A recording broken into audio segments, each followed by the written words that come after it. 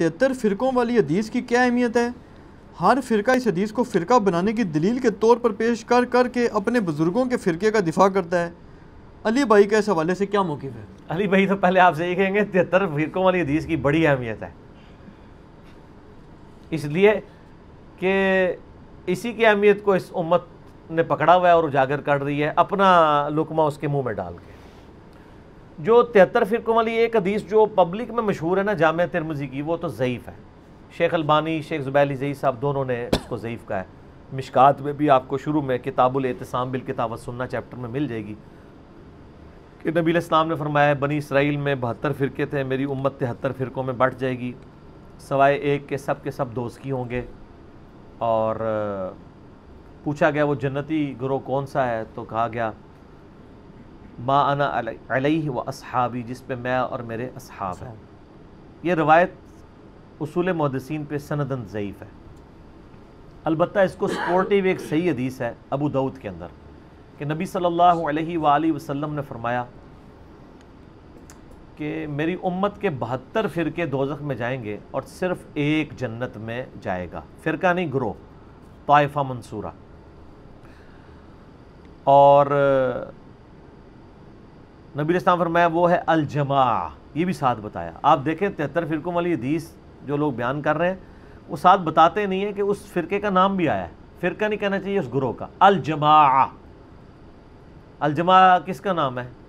کسی کا بھی نہیں ہے۔ بریلوی کے الجماع اپنے آپ کو کہتے ہیں، دیوبندی، اہل حدیث، یا کوئی بھی نہیں کہتا۔ الجماع کا مطلب ہے امت کی مین سٹریم، اجماع امت جو موٹے موٹے عقیدوں کو لے کے چل رہی ہے۔ اور آپ علیہ السلام فرمایا کہ میری امت میں ایسے یعنی فرقے پیدا ہوں گے جیسے باولا کتا کسی کو کاٹ جائے اور اس کا اثر ایک ایک رگ و ریشے میں داخل ہو جائے، اس طرح میری امت میں بدعت پھیلے گی۔ اچھا، نبی علیہ السلام نے بھی دیکھا ہے کہ یہ کتے کی مثال دی ہے۔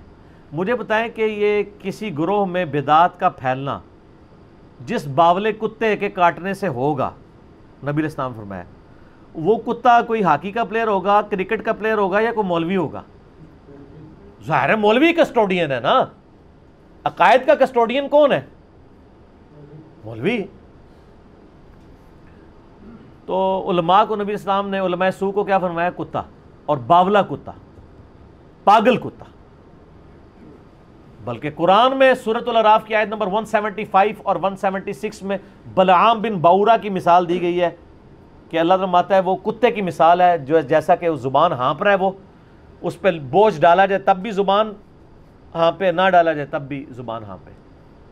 المستدرک الحاکم میں صحیح سند کے ساتھ حدیث ہے کہ یہ جو جس کی مثال دی گئی ہے قرآن میں، کہا گیا کہ وہ صاحب علم تھا اور بعد میں وہ پستی میں جا گرا، اس سے مراد یہودی عالم بلعام بن باورا ہے، عبداللہ ابن مسعود کہتے ہیں رضی اللہ تعالیٰ عنہ۔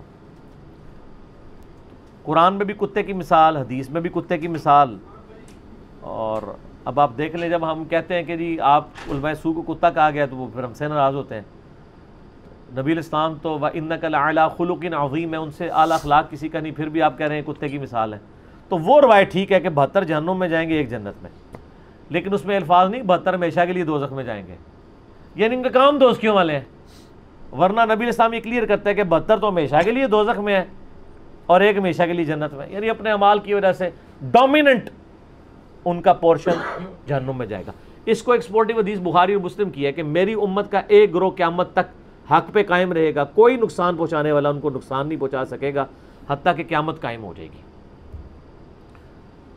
تو یہ جو لوگ ان احادیث کی بنیاد پہ اپنے گروہ کو جنتی کہتے ہیں اور دوسرے کو دوزکی، پہلے تو یہ کلیئر کر دیں جنتی فرقہ کوئی بھی نہیں ہے، فرقہ تو ہوتا ہی وہ ہے جو اصل سے ٹوٹ کے الگ ہو، جنتی گروہ ہے، طائفہ منصورہ، کامیاب گروہ۔ نبی علیہ السلام، صحابہ، تابعین، اہل بیت سب کے سب ایک یعنی جنتی گروہ تھے، ان سے ٹوٹ کے جو الگ بنا وہ فرقہ ہے۔ اب یہ پتا ٹوٹتا ہے تو وہ فرق ہو جاتا ہے نا اپنے درخت سے، وہ پتا تو نہیں کہہ سکتا یہ درخت فرقہ ہے۔ جس طرح آج ہم کہتے ہیں ہمیں اپنے آپ کو مسلمان کہنا چاہیے، وہ کہتے ہیں یہ نیا فرقہ بن گیا۔ اور فرقہ تو وہ ہے جنہوں نے انڈیا کے شہروں کے نام کے اوپر اپنے آپ کو بانٹا ہوا ہے، بریلی اور دیوبندی، بریلوی دیوبندی دونوں یعنی انڈیا کے شہر ہیں، حالانکہ ہم ان کو پھر بھی مسلمان سمجھتے ہیں، تمام اختلافات کے باوجود ان کی اصلاح کے لیے علمی طریقے سے ان پہ ان کی غلطی ہائی لائٹ کرتے ہیں۔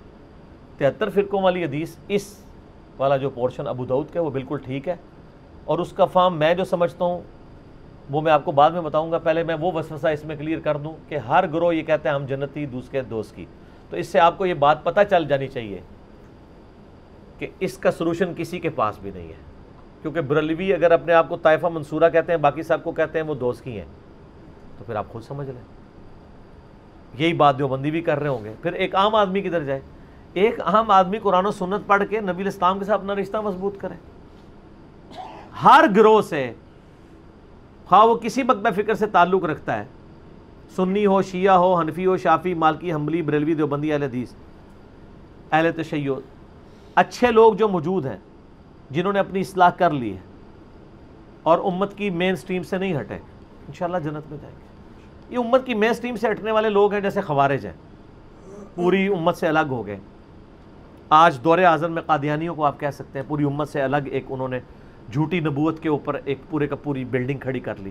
یہ وہ گروہ ہیں، بریلوی، دیوبندی، اہل حدیث، شیعہ آپس میں ایک دوسرے کو اس طریقے سے کہہ کے بانٹنے کی کوشش کرتے ہیں، تو اس کا تو کوئی اینڈ نہیں ہوگا۔ باقی یہ جو لوگ کہتے ہیں نا جی وہ فرقوں میں بٹنا ضروری ہے کیونکہ خالی مسلمان کہلانا کافی نہیں، نبی اسلام نے فرمایا تھا کہ فرقے ہوں گے، آپ نے یہ تو نہیں فرمایا تھا فرقے بنانا، آپ نے تو بلکہ ڈرایا ہے۔ یہ تو اسی طریقے سے ہے جیسے مسلم میں حدیث ہے، صحیح مسلم میں، کہ نبی اسلام نے فرمایا قرب قیامت میں عورتیں ایسا لباس پہنیں گی گویا کہ ننگی نظر آ رہی ہوں گی، چست لباس ہوگا یا باریک۔ اس سے کوئی یہ رزلٹ نکالے گا کہ چونکہ اب قیامت آنے والی ہے لہٰذا ہم اپنی عورتوں کو ننگا لباس پہنائیں، یہ رزلٹ نکالنا چاہیے؟ تو فرقوں والی حدیث سے یہ رزلٹ کیوں نکال رہے ہیں کہ فرقے بنائیں؟ وہ تو کنڈیم کیا گیا ہے، کنڈیم کیا ہے قرآن میں، وَاعْتَصِمُوا بِحَبْلِ اللَّهِ جَمِيعًا وَلَا تَفَرَّقُوا، اللہ کی رسی قرآن کو مضبوطی سے تھام لو، فرقوں میں مت بٹو۔ قرآن جب منع کر رہا ہے فرقے بنانے سے تو حدیث میں تو صرف خبر ہے، حکم نہیں ہے۔ حدیث تو بتا رہی کہ ایسا ہو جائے گا بچ جانا، جیسا کہ ایسا ہو جائے گا کہ عورتیں چست لباس پہنے گی تم بچ جانا، انہوں نے اسے حکم بنا لیا ہوا ہے، یعنی کامن سینس بھی نہیں۔ لیکن common sense is not so common, common sense بھی کم لوگوں میں ہی ہوتا ہے نا، اتنا کامن بھی نہیں ہوتا۔ اور آپ دیکھیں فرقہ واریت کا عفریت اور جن اور بدعت اتنی خطرناک چیز ہے کہ یہ شوگر کوٹڈ کر کے ہر مسلمان نے جو ہے نا وہ استعمال کر لی ہوئی ہے، اور اس کے اوپر کبھی اس آیت پہ کسی نے نہیں عمل کرنا، وَاعْتَصِمُوا بِحَبْلِ اللَّهِ جَمِيعًا وَلَا تَفَرَّقُوا، اور اس سے سخت آیت جو اپنے منہج پہ ہم نے لکھی ہوئی ہے، ان الذین فرقوا دینہم وکانوا شیعا لست منہم فی شیء، بے شک جنہوں نے دین میں فرقے بنا لیے اور اپنے آپ کو گروہوں میں بانٹ لیا، اے نبی آپ کا ان سے کوئی تعلق ہی نہیں ہے، انما امرہم الی اللہ، ان کا معاملہ اللہ کے سپرد ہے، اللہ ان کو بتا دے گا جو دنیا میں انہوں نے کرتوت کیے تھے۔ کتنی سخت آیت ہے، سورۃ الانعام آیت نمبر 159، اس پہ کسی نے عمل نہیں کرنا۔ آج تک آپ نے یہ تو سنا ہوگا جشن دیوبند کانفرنس، سنی ہے نا، عظمت اہل حدیث کانفرنس، 100 سالہ جشن اعلی حضرت، سنیں؟ آج تک آپ نے کبھی سنی ہے مسلمان کانفرنس یا مسلم کانفرنس؟ نہیں، کوئی بھی کرنے کے لیے تیار نہیں ہے۔ ان چیزوں کو فخریہ کرتے ہیں، اور جو اللہ نے ہمارا نام رکھا تھا ہوا سماکم المسلمین من قبل وفی ھذا، اللہ نے تمہارا نام مسلم رکھا تھا اس قرآن سے پہلے، ابراہیم علیہ السلام نے رکھا، اللہ نے اس قرآن میں انڈورس کر دیا۔ آپ کسی کو جا کے نا میں مسلم ہوں ایسے دیکھنا شروع ہو جائے گا، میں کافر ہوں۔ آپ کسی بریلویوں کی مسجد میں جا کے نا میں بریلوی ہوں، کہیں گے ماشاءاللہ، آپ کہیں دیوبندی ہوں، تھوڑا سا منہ چڑھائے گا لیکن کہے گا ہاں دیوبندی بھی ایک فرقہ ہے، وہ فلاں جگہ ان کی مسجدیں ہیں، اہل حدیث بھی ایک فرقہ ہے، ٹھیک ہے آپ نے اگر اہل حدیث ہیں تو آپ اس مسجد میں چلے جائیں، لیکن اگر آپ جا کے کہہ دیں خدا نہ خواستہ کہ میں مسلم ہوں، مسلمان ہوں، تو اس کے چہرے کا رنگ فق ہو جائے گا، وہ سمجھے گا آپ نے اس کو گالی دے دی ہے۔ اس سے بڑی کیا لعنت پڑ سکتی تھی کہ مسلم نام سے آپ چڑھ جائیں، جو ہمارا فخر تھا۔ ما کان ابراہیم یہودی ولا نصرانی، ابراہیم نہ تو یہودی تھے نہ نصرانی تھے، ولکن کان حنیفا مسلما وما کان من المشرکین، بلکہ وہ تو حنیفہ تھے، سب سے ٹوٹ کے ایک اللہ کے ہو جانے والے، وہ مشرک نہیں تھے اور مسلم تھے، سر تسلیم خم کرنے والے۔ یہ آج ہمارے لیے مصیبت بن گئی ہے، ہم جب لوگوں کو بتاتے ہیں لوگ پریشان ہو جاتے ہیں، پھر ہم ان کو پھکی دیتے ہیں۔ صحیح مسلم میں ایک حدیث ہے کہ قرب قیامت میں جب دجال آئے گا نا تو الٹیمیٹلی یہودیوں کے خلاف جب مسلمان قتال کریں گے تو اللہ کے نبی علیہ السلام فرماتے ہیں اگر یہودی کسی پتھر کے پیچھے بھی چھپا ہوگا نا تو وہ پتھر بھی بول کے کہے گا ایھا المسلم، اے مسلم میرے پیچھے یہودی اسے قتل کر دے، سوائے ایک درخت کے غرقت جو یہودیوں کو پناہ دے گا، کیونکہ وہ یہودیوں کا درخت ہے جس کی کاشت انہوں نے بہت زیادہ کی ہوئی ہے۔ میرا یوٹیوب پہ غرقت کے اوپر ایک کلپ بھی ریکارڈڈ ہے۔ میں یہ کہتا ہوں کہ اگر آج کے بریلوی دیوبندی اہل حدیث شیعہ کو پتھر کے پیچھے سے یہ آواز آ جائے اے مسلم، تو ہو سکتا ہے یہ کہ پیچھے کوئی انجینئر صاحب کی ویڈیو ہی چل پڑی ہے، انہوں نے تو مڑ کے بھی نہیں دیکھنا جب تک انہیں یہ نہ کہا جائے کہ اے بریلوی، اے دیوبندی، اے اہل حدیث۔ تو چڑھتے ہیں مسلم نام سے، آج اگر چڑھ رہے ہیں تو اسی وقت بھی چڑھیں گے۔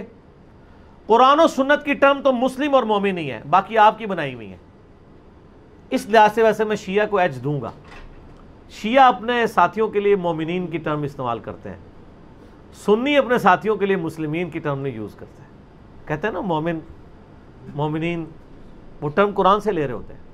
تو سر سنیوں، میں نہیں کہتا آپ اپنے آپ کو مومنین کہیں، ان سے فرق تو آپ نے کرنا ہے، وہ جبلت میں ہے ان کی بھی اور ہماری بھی، ہماری سے مراد آپ لوگوں کی، میں تو دونوں سے باہر ہوں، مسلمان ہوں۔ وہ مومنین کہتے ہیں، آپ مسلمین کہہ لیا کریں، لیکن ٹرمز تو قرآن کی استعمال کریں، حدیث کی استعمال کریں۔ قرآن و سنت میں تو ٹرم یہی ہے، صحیح مسلم میں حدیث ہے کہ ہفتے میں ایک دن کا غسل کرنا ہر مسلم کے اوپر واجب ہے، جس میں اپنے جسم کا میل دور کرے۔ کسی بھی دن کر سکتا ہے، جمعے دن کر لے، افضل ہے جمعے کے علاوہ بھی کر سکتا ہے، وہ ظاہر کرتے ہی ہیں مسلمان۔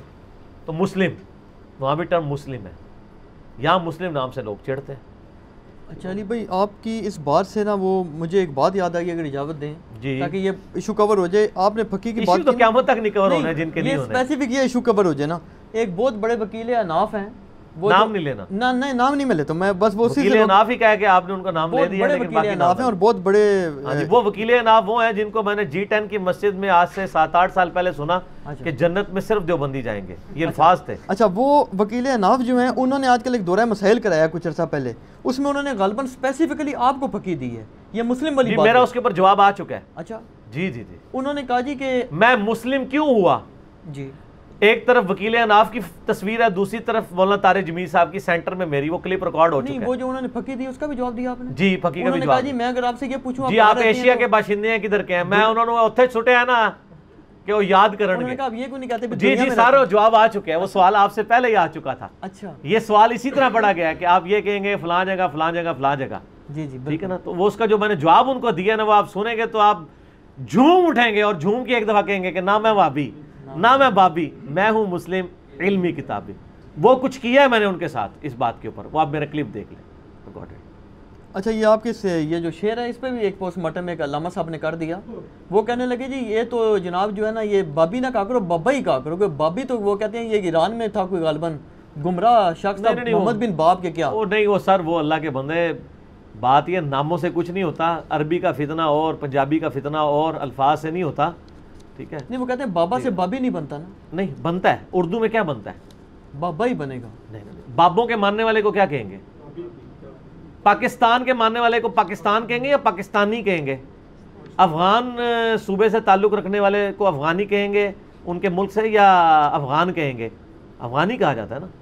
تو یہ نی وہ ہے، نون یاز ہے، نہیں ان کو کہ اردو بھی تھوڑی سیکھ لیں۔ یہ بابی ہم عربی میں نہیں کہہ رہے، اردو میں کہہ رہے ہیں، ٹھیک ہے، تو بابی بنے گا۔